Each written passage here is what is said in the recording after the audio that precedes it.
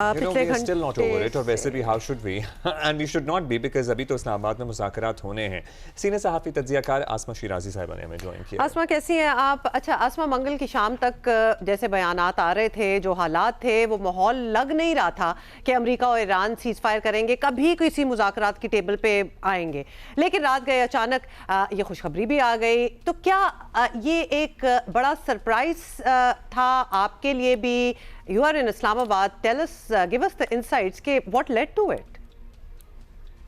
मेरा ख्याल है कि ये जो अचानक मंगल की रात को खुशखबरी आई थी, इसके पीछे बहुत एक मेहनत थी जो कि रंग लाई थी, और सोमवार के दिन से इन तमाम कोशिशों का आगाज़ हो चुका था, जिसमें कि पाकिस्तान मुस्तकिल मुख्तलिफ जो ममालिक थे उनके साथ राब्ते में था, जिनमें चीन भी था, जिसमें मिस्र भी था, जिसमें तुर्की भी था, और पाकिस्तान मुस्तकिल उनके साथ बात करके, और ईरान और अमेरिका के साथ तो बात हो ही रही थी।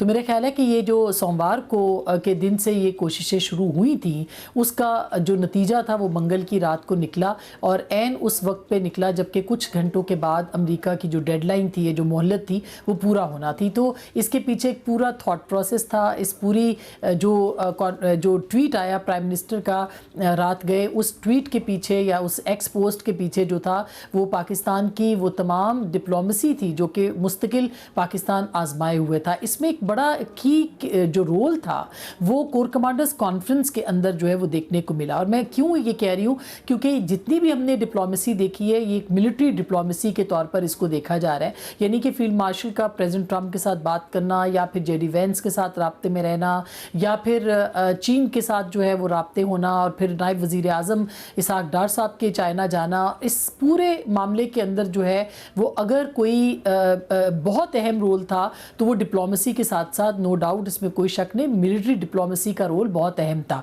और कोर कमांडर्स कॉन्फ्रेंस के अंदर एक वाज़े जो पैगाम था, उसने ईरान को अपनी पोजीशन से हटने के लिए भी मजबूर किया, जिसकी वजह से ईरान, आप देखें कि आबनाए हुर्मुज़ के हवाले से पाकिस्तान को उन्होंने मायूस नहीं किया। यही वो वक्त था जिसमें पाकिस्तान ये चाहता था कि ईरान अपनी जो एक एक्सट्रीम पोजीशन है उससे थोड़ा सा नीचे आए, और ये जो एक तरह से ईरान की इस वक्त फतह की सूरत है, या वो एक स्ट्रॉन्ग होल्ड है उनका इस पूरी जंग के अंदर कि वो सस्टेन कर रहे हैं, और उनकी सस्टेनेबिलिटी ये सबसे बड़ी उनकी फतह है, तो उसको जो है मज़ीद आजमाया ना जाए। और मेरा ख्याल है यही बात थी जो कि ईरानी गवर्नमेंट को समझ में आई, और ये जो पैगाम रसानी हुई उसमें मुश्तबा खामनाई साहब, जो कि अब इंटरनेशनल रिपोर्ट्स भी आ रही हैं, उनका एक बहुत अहम किरदार हुआ, जो कि फाइनल नोट उनकी तरफ से आई, और फिर अब्बास अरागची साहब जो है उन्होंने ये नोडिंग जो है वो की।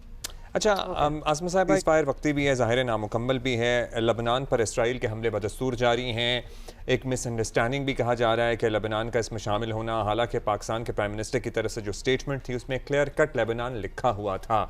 सो इसराइल से तो पाकिस्तान बराह रास्त बात करता नहीं है। सो कौन है जो अब इसराइल को लबनान से दूर करे?